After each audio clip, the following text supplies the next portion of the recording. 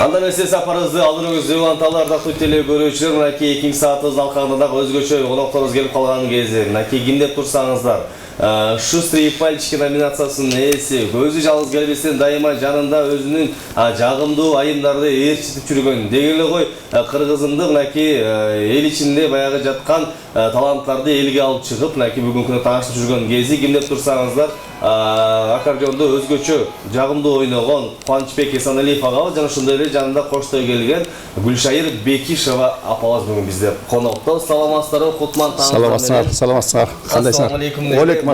Кандай? Жакшы. Негизи баягы Кубаныч агам ар дайым жагымдуу, позитивдүү жүрөсүз, анан кийин жаныңызга ар дайым айымдарды ээрчите жүрөсүз. Анан бүгүн карасам прическаңыз дагы өзгөчө болуп кетиптирсиз. Кудай буйрса жашырайын деп калган окшойсуз да. Себеби көчөгүнү менин деп туугандарга чоошуп алайынчы. Саламатсыздар, урматтуу телегөрүүчүлөр, кутмандуу таңыңыздар менен. Мен ушундай демейдегиден өзгөчө келгеним кечөгүнү круглый дата деп коебу. Тоголок дата болуп, мен үчүн кечөгүнү жакшы юбилейлик тоюм болду. Өздүк майрам болду. Канча толдуңуз? 18-ге. Баракелде 18 жашыңыз менен жүрөктөн куттайм. Ушундай эмне бүгүн жапчаш дейм да сизди? 60-га толдум, 60-га. Баракелде. Мынакей эл ортону 50 жашта койчулар, негизи эл ортону 60 экен. 60 жаш дейт туура. 60 жаш кутман мураңыз жүрөктөн куттуктайбыз. Мынакей пирамида учурдан пайдаланып, пирамида жалпы жамааты сизди куттуктайт дейлем. Рахмат. 60 жашка чыккан бар дейт, андан ашып кеткен бар дейт. 70 жашка жетем деп 80 жаштан секирип 90га да жеткен бар дейт. Жүздү тилеп Кудайдан 150ге чыккан бар дейт. 150ге чыкканда да бүгүнкү күнү жапжаш болуп, колуңуздан аккордеон түшпөй эле, жаныңызда суп-сулуу байбичелерди эшите алып жүрөрүңүздөр демекчибиз. Рахмат. Келиңиз эми Гүлшайыр апа, сизге да сөздүн кезегин берели. Кыргыз эли менен саламдашып, амандашып алып, анан кийин эфирибизди баштайлы. Кутман таңыңар менен урматтуу кыргыз калкым, баарыңарга чын ден соолук, ишиңерге ийгилик, ошо кыргыз элиндин ар дайым жашоосу, тынч, бакубат жашоо болушун каалайм. Ай баракелде. Эң сонун. Анан аки эфирге келгенге чейин эфир сыртында маек куруп калдык элек. Кубаныч агабыз келгенде эле мынакей апам менен чогуу келдим дегенде эле мен бир тууган апасы болуп келгенде ойлоп кетиптирмин. Көрсө экөөңүздөрдүн да кашыңыздар абдан окшош экен. Кайтип кайдан таанышып калдыңыздар? Ошол туурасында сак келиңиз. Бизди өнөр сересинде, өнөр чөйрөсүндө табыштык. Баягы атын алыстан ук, баатырдын атын алыстан ук, жанына келсең бир киши дейт. Гүлшайыр эжени угуп жүрчүмүн.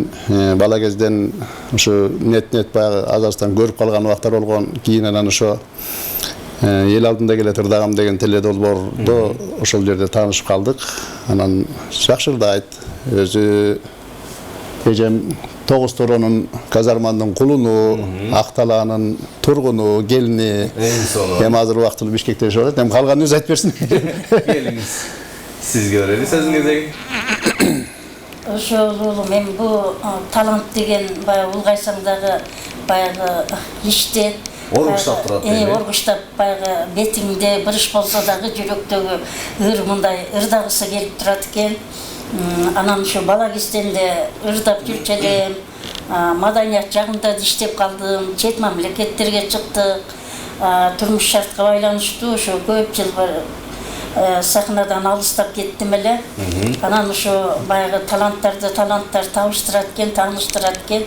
Ошо бир насип буйруп, эл алдында келет ырдагым долбооруна чакырылып калдым. Ошол жактан ошо Кубан инимди көрүп калдым.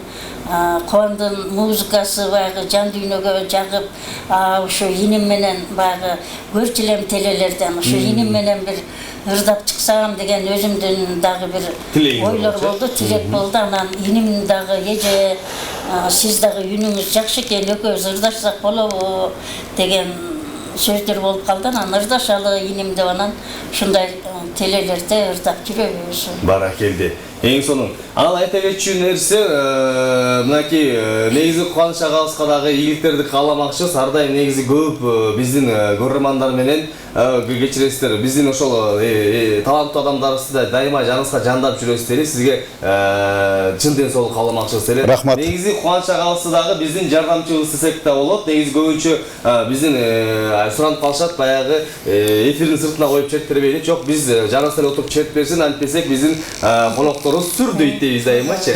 Келеңиз эми атайын ырдайын деп келгенде сиз ырдатпасак болбос, кайсыларды ырдап бересиз? Чул дегенде эле. Эке Мукамбетовдун кыялдануу деген ырын аткарып берейин.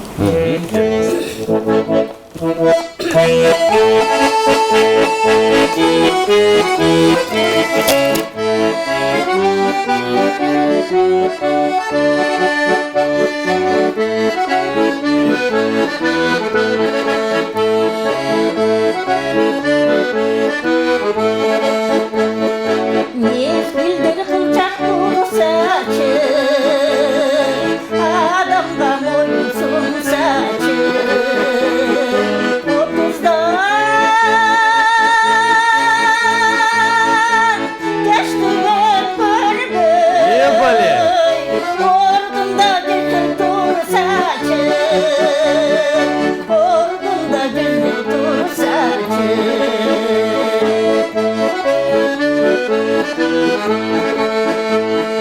Uvaklı çaşmaydı saçı, urbak atarsın kılı saçı. Kırıktan geçti ömrüm, kılımga toktoy dur saçı, kılımga toktoy dur saçı. Ебали.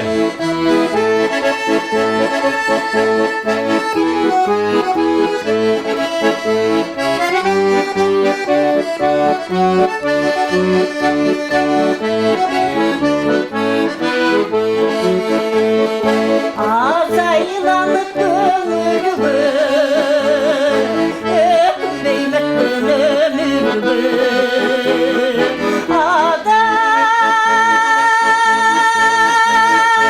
işlerin gekıl, çalasın boy boy tövüngü, çalasın boy boy tövüngü.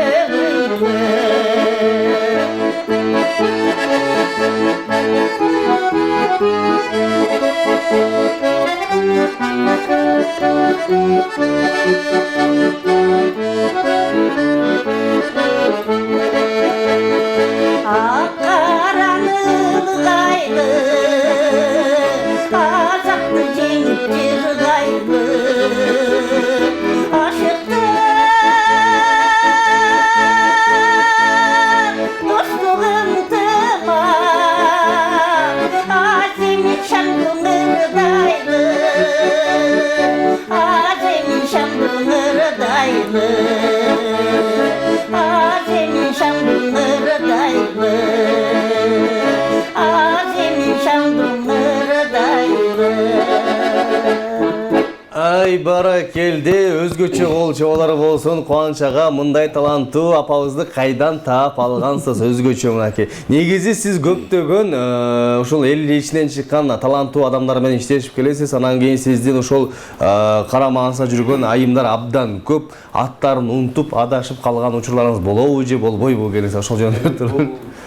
Ушундай таланттарды мисалы ушул өзгөчө Гүлшайрежиге окшогон апаларды, анын ичинде ушундай таланттуу тем менен, ритм менен жакшы ырдагандарды, буларды баягы сыртынан көрүүдө, булар мени көрүүдө ушинтип табышып атабыз. Анан мен негизи ушундай апаларга базым жасаган себебим, биринчиден мындай темпи, ритми жакшы ушундай музыканы толук түшүнгөн кишилер менен иштеш дагы, ырдаш дагы, буларга коштоп берип ойноп берген дагы жеңил да. Анан экинчиден мен ушул негизинен ушул апаларга көпчүлүкчүлдө басым жасап келем. Бул апаларды өткөндөн эле эфирлерде айтып жүрөм, дали айтып коеюн, ого электер болсо. Мен ушу жаштарды ойлойм, мисалы үчүн жаштар эми азыр кыймылдап алайын, иштеп алайын, акча таап алайын, проблемамды чечип алайын, балдарымды кутуна тургузуп алайын деп жанталашып иштеп аткан убактар да бар. Анан алар бүгүн ырдабаса мен бир 10 жылдан кийин деле моягымды бүтүрүп алайын жана чыгып алам десе 10 жылдай ити ошондо ушул апанын жашына келе элек болот да. Аларга убакыт бар али чыгып алышкачы. Ооба. Ал эми бүгүнкү күндө апам мисалы үчүн бир 10 жылдан кийин чыгып алайын дей турган болсо, апам кечирип койсун ал кезде канча жашка чыгып калат? Ооба. Ырдай ала турган акыбалда болобу, ошол жерде мүмкүнчүлүгү болобу, ден соолугу шарт береби, ушундай да. Анан ошон үчүн ушуларды ушундай ырдап турган кезинде, ушундай ыр деп ондай жүрөгү толкуп турган кезинде көңүлүндө ушундай ырдап калсам экен, элге көрүнүп калсам экен, мен деле чыгып алсам экен деп аткан учурунда ушундай апаларды ээрчитип туруп эфирге кое берип, ушуларды элдер көрүп калсын, ушулар да ырдап калсын, балага Эң сонундай эле деген ой ушуларга басым жасайм. Жакшы. Айта кетчү нерсе мынакей апабызга суроону узаталы. Үнүңүз абдан сонун, мынакей сиздикинде үндү эч бир жерден уккан эмесмин. Анан кийин карап олтурсам, сиз атайын көнүгүү жасайсызбы, же болбосо баягы ырдап турчу белеңиз, же болбосо Кудайым берген талантпы, Кудайым берген үнбү, негизи кантип кам көрөсүз үнүңүзгө? Мен эми баягы бир 13 жылдай ошо сахнада иштеп жүрдүм. Ал кезде өтө аябай мындай чабандарды тейлеп өтө кыйын эле, анда маданият кызматкери болуш айлыгы да аябай аз. Мен андан бери көп 30 жылдан ашып кетти мен сахна менен мындай жакындашпай, алыстап калганыма. Мен азыр деле мындай күнүгө эле ырдай бербейм, баягы Алланын берген эле таланты, мындай той топурда, жакшылыктарда ырдап калам. Анан эми ошо эл алдында келет ырдагым ошо долбоордон кийин мына менин үнүмдү ошо улгайып баратканда, ошо Кубан айткандай баягы мындай чыгармачылыгымдын ошо улгайып баратканда, өмүрүн улап атканына мен аябай ошо эфирден пайдаланып ошо кубанычка аябай ыраазычылык билдирем да. Баракелде дейли. Мен өзүмдүн атыман, мен сыяктуу апалардын атынан эми биз үйдө отура бербей, баягы ушундай Кубан ушу багыбызга жараша биз каалагандай ойноп берет. Апа, сиздин үнүңүз тиге келет экен, буга келет экен. Үйдө отура берсең балдарга мындай эмерек болуп, баягы эми жүк болбойн, ооруп калбайын деп ойлоп, баягы мындай жан дүйнөмдө чыгармачылык болгондон кийин ошо чыгармачылык эргүүң менен ушундай чакырууларга келип ырдап турсам деп эми улгайсаң дагы баягы жүрөктөгү ыр баары жаңыргысы келет экен ол. Бир таланттуу адам болгондон кийин бул талантты камап коюш албетте өтө кыйынчылык экен. Баары кайсыл убакта болбосун, кайсыл жашта болбосун, баары бир ички дүйнөңөн оргуштап сырткы дүйнөгө чыгат экен да коткер. Анан айта кетчү нерсе, 13 жыл бою аралашып сахнада жүрдүм, андан кийин 30 жыл бою алыстап кеттим деп калдыңыз. Буга эмне себепкер болду? Өмүрлүк жарыңыз чок ырдабайсың дедиби? Өзүңүз баягы казарманын кызы экенсиз, Акталанын келини экенсиз дегендей. Эми ошо 13 жыл Акталада иштесем да ошо чет мамлекеттерге чыктым. Москвага 1-2 жолу бардым дегендей, жакшы баягы Японияга бардык, жакшы күндөр өттү, жакшы мезгилдер өттү дегендей. Сахнага чыкпай калган себебим эми ар кандай үй бүлөлүк шарт болуп калат экен. Баягы чындык эле жолдошумду өтө мындай жактыра берчү эмес, ошо органдын кишиси эле. Анан эми сен ырдап деп эле ошончо да болбой, ошо баягы тилин уксам дагы, эми жашоодо баягы эме болсо дагы жүрөгүң ырдап тургандан кийин деп ошо Москвага баягы сольный номердан, Японияга сольный номер коюп, баягы деп район боюнча жактырып калышты. Ошол жака апаргам, ошо Акталалык кайын журтума дагы ошо эфирден пайдаланып чоң ыраазычылык. Балким өмүрлүк жолдошуңуз өзүңүзгө абдан сулуу айым экенсиз, сулуу апа экенсиз. Анан кийин элим бар сүйө бербес, мен өзүм эле сүйөйүн деп чыгаргысы келген окшойт да. Эми ким билет, ол мүмкүн. Балким. Айта кетчү нерсе, келесі учурдан пайдаланып сурап калалык. Канча уул, канча кыздын сүйүктүү апасысыз, канча небереңиз бар дегендей? 3 уулум бар, 1 кызым бар. Кудай куткузсун, 12 неберем бар. Улуусу студент болуп калды. Улуу балам ошо чек ара жагында иштейт. Андан кийинкилер деле баягы эл катары өз жумуштарын кылып, өз оокаттарына өздөрү тыйын оокат кылып атышат балам. Эң кыскасы эл адамдар, Эң сонун. Эми келиңиздер, кайрадан сурамасак болбос, жаңымдуу мынакей апабыздын үйү абдан жакты, бизге кыргыз элибиз дагы күтүп калса керек. Келиңиз, эми сизден дагы бир үргүтөлүк, кайсыларды аткарып бересиз? Гүлшайыр апанын айта кетчү нерсе, бул киши жалаң ушу унутта калган эски ырларды андан өзүндөй кылып, ошо кездеги ырчыларды өзүндөй кылып ырдаганды жагат да. Кайсыларды сиз? Эми мен ушу Жумамеден Шералиев атабыздын ушу бала кезде угуп элек көп жылдар ушулар такыр ырдалбай калды уулум. Нарын вальси деп нарын жака бир кайрылып. Эң сонун.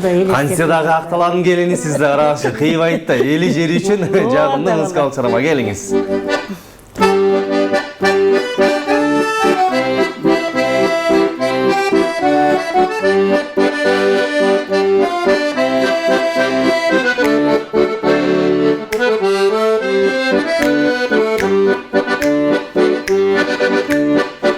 Asman kelip nurlangan, kılımlar boyu kuralgan, müngüdön akkan bulaktay, dilinde turup kuvanam,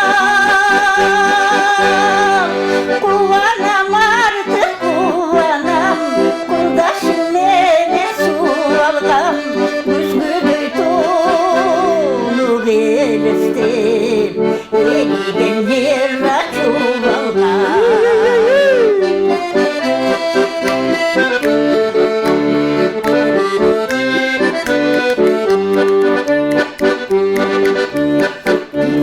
Güldür caynagan, koydu kuşlar sayragan, kulkunun tipirgeginde, toptol boy menda sayragan, sayragan menda sayragan, saltanat koşu kayradan, şan koşup senda ünrümü, şanday getken aydagan.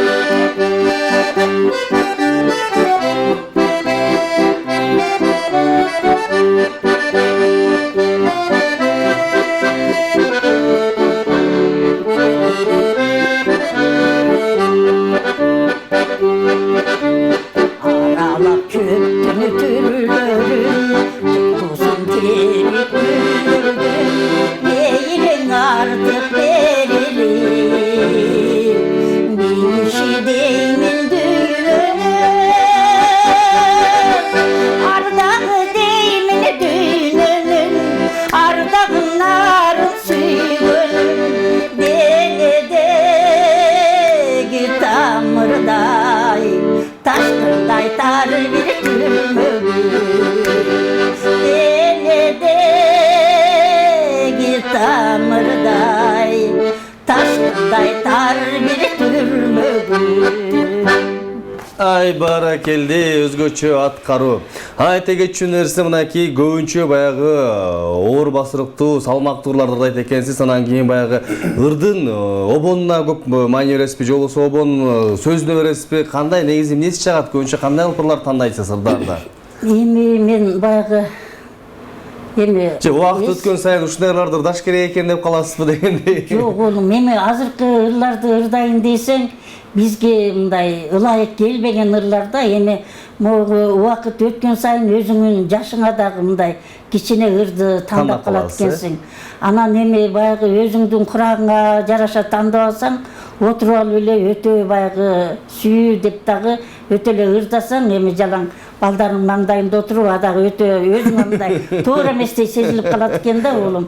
Анан ошон үчүн эми бул ырлар деле баягы биз бала кезде ырдалып жүргөн ырлар. Муну баягы илгерки Сагыйпа Чечебаева деген атактуу ырчылар ырдаган.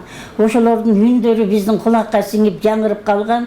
Тамара Жумакаева деген эжелер бар эле. Ошолордой кылып ырдасак деген бала кезде бир сезимдер калган.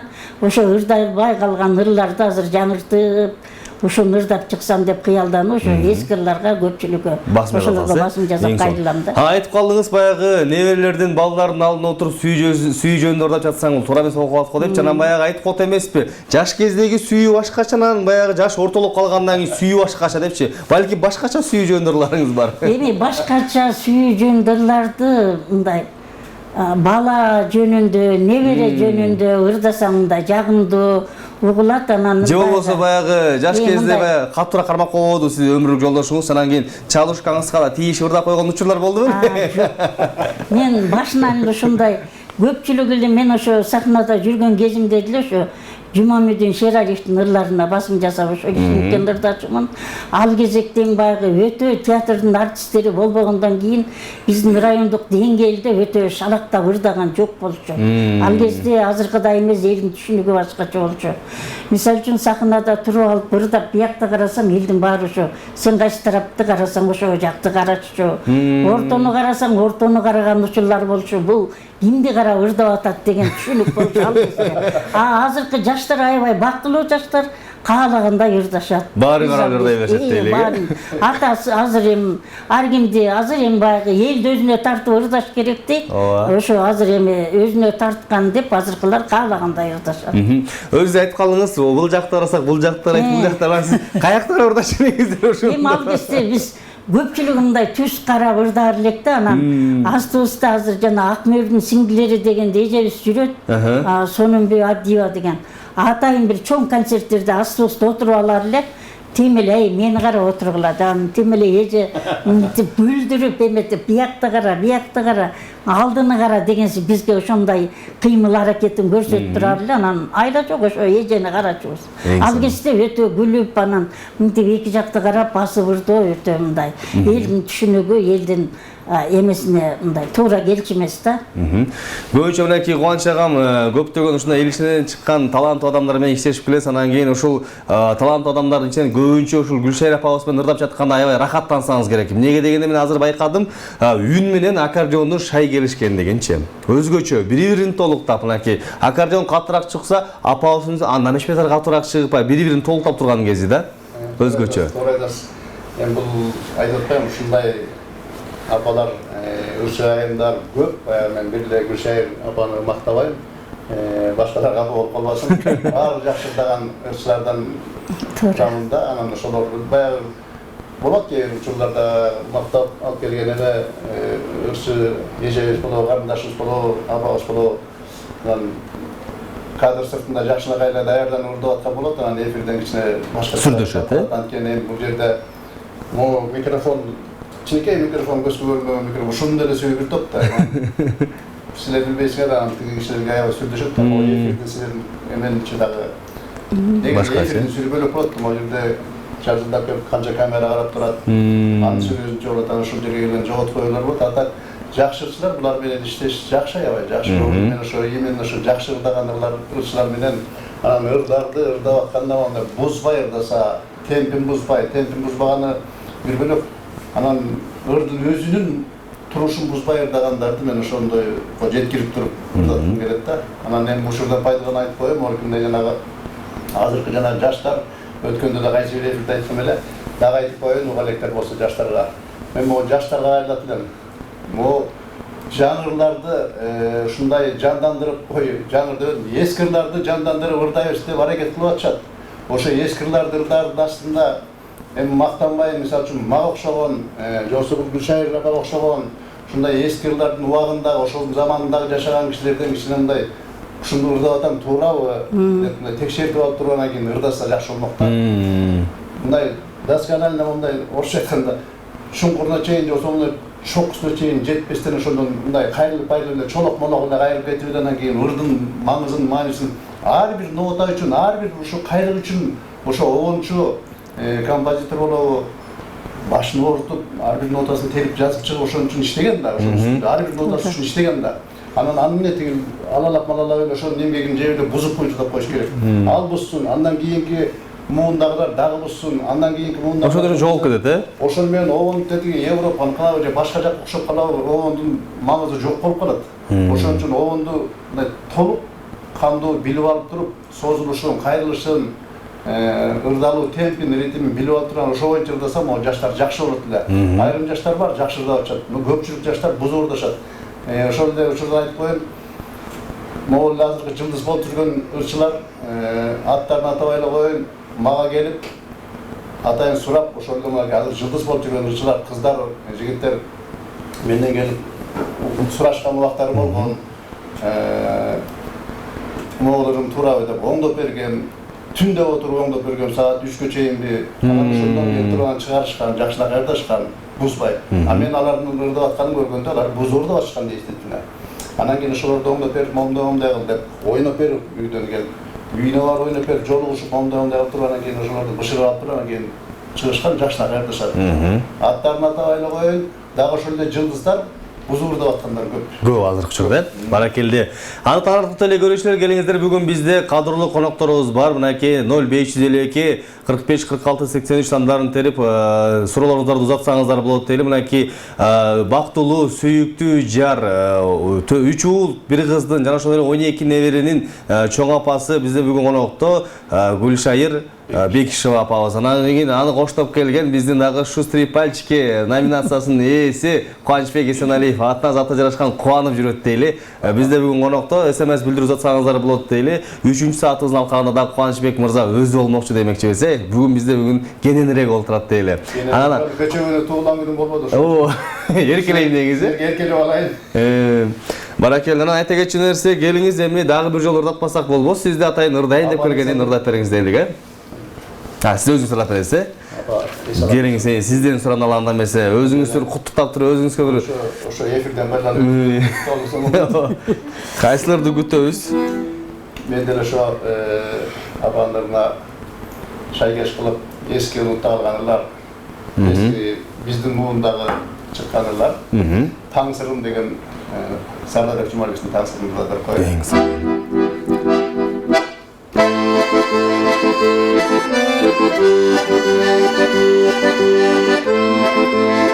Ебали!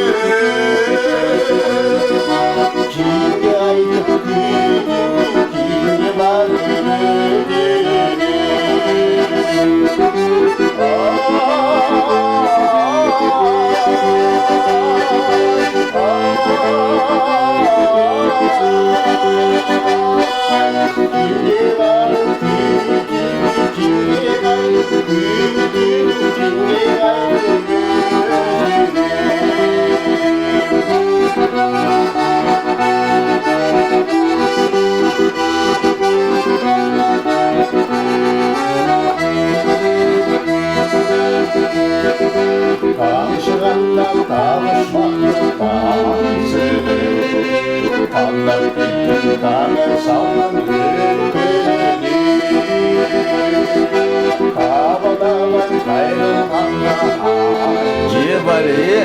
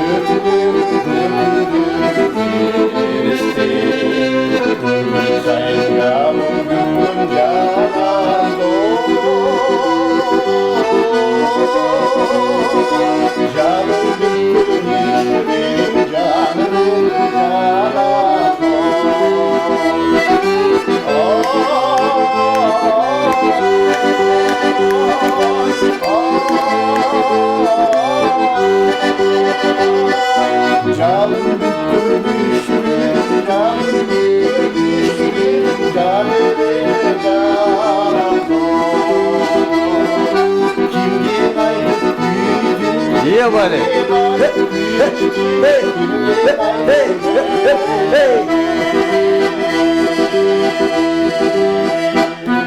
Ay barakeldi, özgöчө мынакей таң зарында, таң эрте, таң сыры аттуу жагымдуу музыкалык чарман жаңырткан мынакей кубаныч агама дүркүрөгөн кол чабуулары болсун дейли. Өзүн орусча айтканда аддышыктап коюң. Адышыкта койдуңуз. Эң сонун. Анан негизи сиз буга чейин аккордеондо эле чертип, аккордеондо эле коштоп берчүсүз. Анан кийин акыркы күндөрү карасам ырдай баштадыңыз демекчи, байкадым. Анан кийин аккордеондо эмес, эстрадалык жаатта да ырдап жүрөсүз ба, той топурларда. Анан не түрткү болду демекчи? Өмүрлүк жубайыңыз айтты, кечке эле аккордеондо чертип бере бере өзүң ырдап көрбөйсүңбү? Бир мага деле сүйүрлөрүнөн ырдап бербейсиңби деп ия. Ырдаганга кайрылып калган айтасыз. Бул ырдаганды баягы 6 жашымдан аккордеондо бармак муну менен достоштум. Элдер ойноп жүрүп, кийин анан баягы өзүм ырдап көрөйүн десем, баягы жаңы үйрөнүп жүргөн тажрыйбам азыраак кезим. Анан ырым бир бөлөк, биягым бир бөлөк кетип калып, кой мен ырдай албай турбайм деп таштап салгам. Анан бирок ойноп жүрдүм, ойноп үйрөнүп жүрдүм, изденүү үстүндө болдум бала кездеринде. Анан кийин баягы Азастан ырдап жүрүп, ырдап эле жүргөм буга чейин. Тар чөйрөлөрдө ырдачумун. Анан буякта силердин эфирге келгенде көп эле келип турам, Кудай откурсын тиги. Эми баягы ырдайын деп келгенден кийин ырдайын деп аябай айткандай ырчыларды алып келип анан кийин өзүм ырдап отура алсам болбойт. Ушуларды ырдап калса экен деп. Амалар менен келем жана айтып өткөндөй. Ушу кишилер ырдап калса экен деп атып эле анан мага убакыт жетпей калчу. Убакыт берсеңер өткөндө баягы 1 саат бою ырдап берип кеттим. Тушоомду кескениңерде. Тар чөйрөлөрдө ырдап жүрөбүз, бирок баягы эл алдында сахнага аябай дүңгүрөтүп, даңгыратып эле ырдай элекмин, бирок бар эми. Тилеңиз бар Кудай берсе. Негизи эле ырдайын деп аракет кылган киши үнү бар, кээ бирөөлөр үнүм жок, мен ырдай албайм деп коет го. Мисалы үчүн менин күмөндөр досумдун үнүн элдин баары билет да. Күмөндөр аябай жакшы ырдайт. Угуп жүрөсүңөр эми. Бирок аны кудул катары эл таанып калган да, Кудул катары таанып калды, анан ырчы катары ырдап көрсөңөр, ошол үнү менен ушундай жагымдуу болуп, аябай диапазондо сонуп алып, аябай жакшы ырдайт күмөндөр. Эми угуп деле жүрөсүңөр, көрүнүп калат да. Мына ушундай эле элдин баарын ырдайт. Ырдайт. Негизи эле кыргыз эли ыр жандуу адам эмеспи? Баары тең. Бүт калк улутуна карабай баары ырдайт да. Просто өзү кызыкпаган. Эң сонун. Эми мынакей биздин дагы карамабызда бир нече эле мүнөт убакыт сааттар калды. Антан апабызды бир ырдаталык, келиңиз. Сиз да бир ырдатпасак болбосу андан кийин. Жеңишбек Шамшиевдин Эсиңдеби деген чыгармасын аткарып берейин. Эң сонун, келиңиз. Тай кичине соз.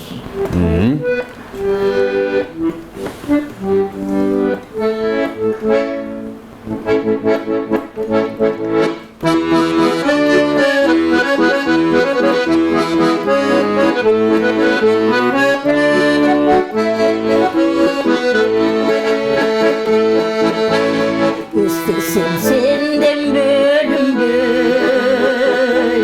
en nazik yumuşak gönüldöy. İlkişip gitti baraktı, elesin gözgö görünböy. Hiç dışta vermedim,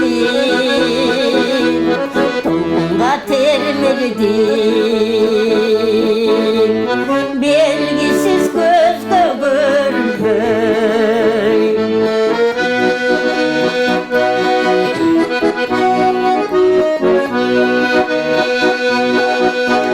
Şarkıra baksa sutulur, sen yazma gülde bulur. Kırandan kıyıya karşı, olsun da münsiz unutulur. Cumaydı yaylana, boşu aylana. Olsun da münsiz unutulur.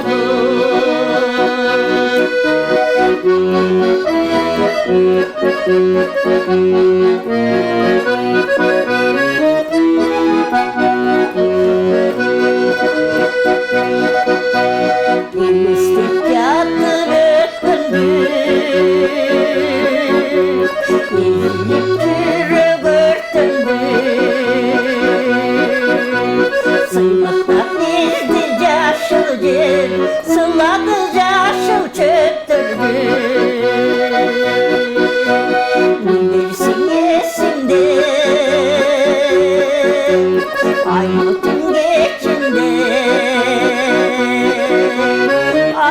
üçün bergem ajürüptü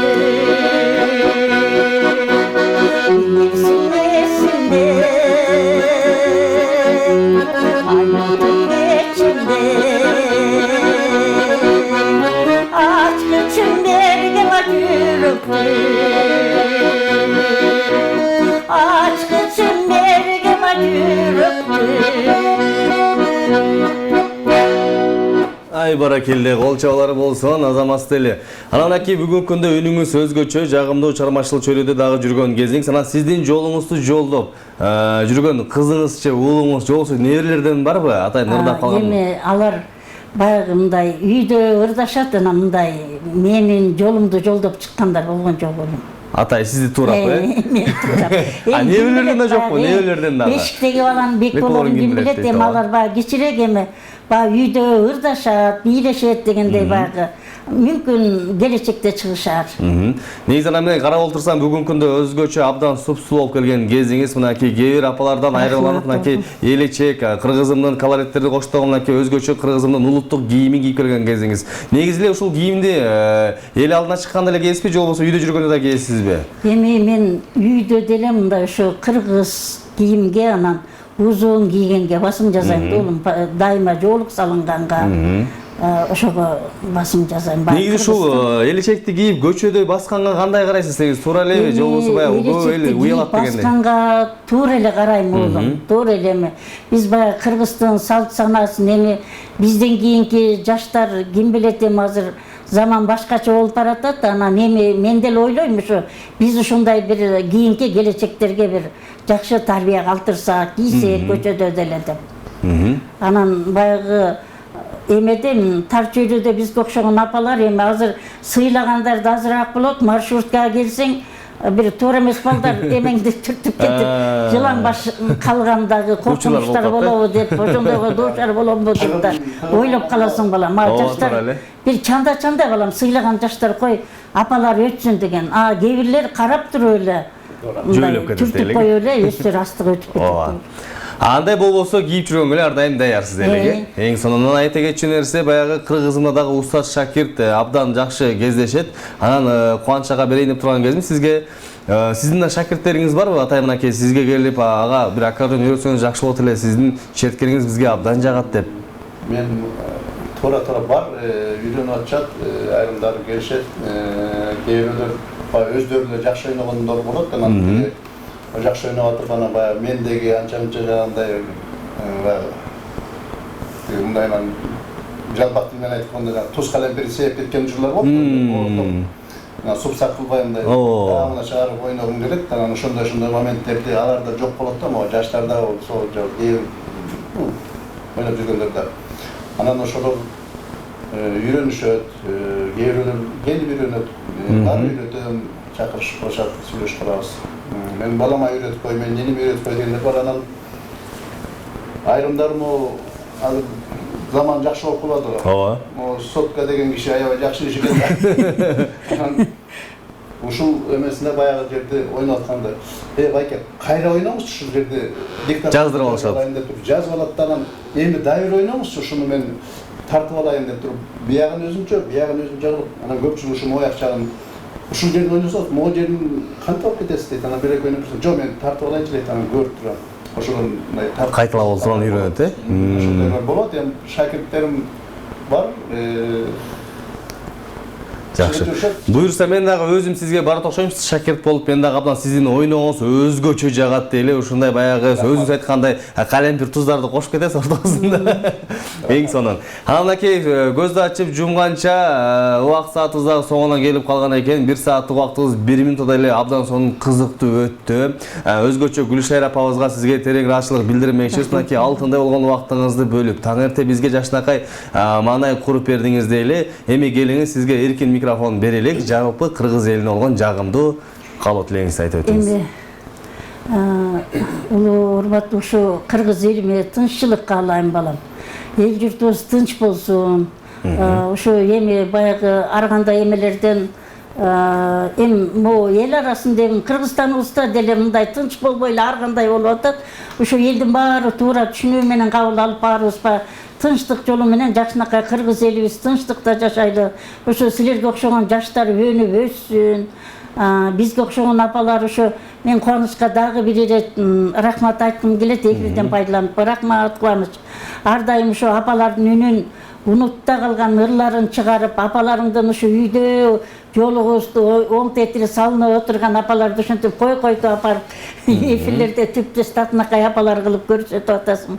Ар дайым сага чын ден соолук, ишиңе ар дайым ийгилик. Ошондой эле ошо Пирамида телеканалында мен аябай жакшы көрөм балам. Жаныңда дагы бир уулум бар эле, ал бүгүн жок окшойт. Мен ойлоп аттым ошо эки уулума тең жолугамго деп. Силерге да чыгармачылык ийгилик, ар дайым өнөрүңөр өркүндөй берсин, ошондой элдин уулу болуп эле дайыма телеканалыңарда жаркылдап эле элдин жүзү болуп чыгып жүрө бергиле. Баракелде, өзүңүз камай деле. Чыгармачылык ийгилик. Пирамида каналынын сыртында дагы, кадр сыртында дагы айымдар шешет, адамдар шешет, аларга дагы ошо бардыгын чыгармачылык, бардык жамаатыңарга чыгармачылык ийгилик алып. Ар дайым бар болгула, ар дайым ушу бизге окшогон апалардын жүзүн көрсөтүп эле, ар дайым бардык жамаатыңарга чыгармачылык ийгилик. Чоң рахмат дейли. Келесеми Кубаныч ага, сизге дагы эркин микрофон берелик. Сиз дагы жагымдуу сөздөрүңүздү ардап өттүңүз, бирок кийинки эфирде сиз эфир сыртында болуп калат экенсиз. Сизди дагы көрүп калалык. Эркин микрофонуңузду келиңиз. Калып келиңиз, угуп калалык. Эмесе урматтуу телекөрүүчүлөр, баарыңыздарга мондай жайындагыдай жаркыраган жылуулук, жаркыраган жарык маанай каалайм. Тынч бололук, аман бололук. Ден соолугубуз чың болсун, оорубайлык баарыбыз тең. Кудай ушу аламаттан сактасын, бала бакырабыздын, ага туугандарыбыздын, небере чөбөрөлөрүбүздүн Кудай жамандыгын көргөзбөсүн, жамандык өз орду менен болсун. Жаман айтпай жакшылык деп коткой, ак менен кара элишатат деп. Ансандай баары жамандык өз орду менен кечинен болсун. Жакшылыктар көп болуп турсун, тойлор көп болуп турсун. Мынакей азыр 3 айлык каникулда жүргөн окуучулар, мугалимдер, булар кандай сонун эс алып жүрүп атышат, эс алып атышат, ар жак бер жакка барып. Ошун баарыңарга жакшылык каалайм, анан могу сиздердин эфириңиздерге тунук эфир каалайм. Чоң рахмат. Кенeye бергиле, өсө бергиле, Пирамида каналын элдин баары сүйүп көрөт, мен да жакшы көрөм. Сиздердин аркаңар менен мондай апаларды алып келип, эжелерди алып келип, ушуларды алып келип элге таанытып, сиздердин жардамыңыздар менен мондай чагылдырып элге көргөзүп атабыз. Ошо сиздердин ишиңиздерге ийгилик болсун. Кадр сыртында иштеген жайнагүл карындашыма каттарын унутуп калбадым, кечирип баарына тең чыгармачылык ийгилик каалайм. Ошо сизге да өзүңүзгө дагы жаныбызда шерик Нурланга дагы баарыңыздарга ишиңиздерге ийгилик каалайм. Чоң рахмат дейли. Анан карыя бул жагып жаткан дарыя дейт, кары сөздү жаштарга даары деп, кыргыз элинде бата бар, батаны берет, алтын болгон аталар жана апалар деп. Сиздин бир батаңызды алып калалычы. О, мен деп туруп. Ден соолуңар чың болсун оğlum, өмүрүңөр узун болсун, ошо калай калкыбыз, эл журтубуз тынч болсун. Ошо Пирамида каналынын жалпы жамаатына дагы чың ден соолук, иштерине ийгилик каалайм. Ар дайым чыгармачылык ийгиликте болуп, ошо бизге окшогон апалардын батасын алып эле ар дайым жакшылыктар боло берсин уулдарым. Ишиңерге ар дайым ийгилик. Чоң рахмат дейли. Аны эмесе ардактуу телекөрүүчүлөр, ушуну менен экинчи саатыбызды жыйынтайбыз. Мынакей экинчи саатыбыз өзгөчө болду. Экинчи саатыбызды шаңга бөлүп өзгөчө маанай тартуулаган Гүлшайыр Бекишева апабызга жагымдуу күн, ийгиликтүү күн каалап